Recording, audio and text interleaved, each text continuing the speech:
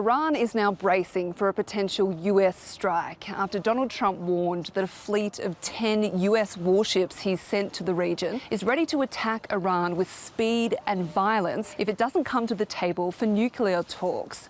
I've spoken to several people inside Iran who have broken through the internet blackout imposed by the regime and told me that protesters are begging for Donald Trump to take action, with some writing "President Trump, please help" on walls across the country.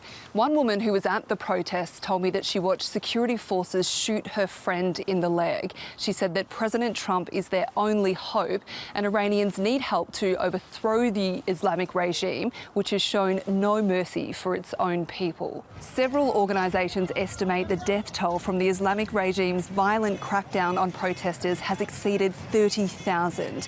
A US aircraft carrier with 5,000 crew and 50 fighter jets has now arrived in the Middle East on top of the thousands of troops and several bases it already has in the region. Donald Trump's focus has now shifted to Iran's nuclear weapons.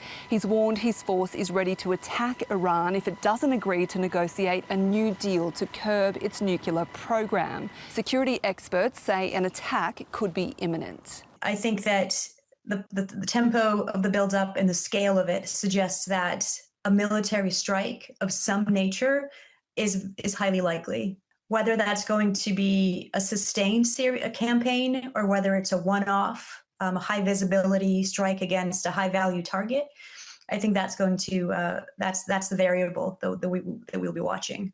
Iran has already threatened retaliation, warning the US it has its finger on the trigger, ready to respond immediately and powerfully.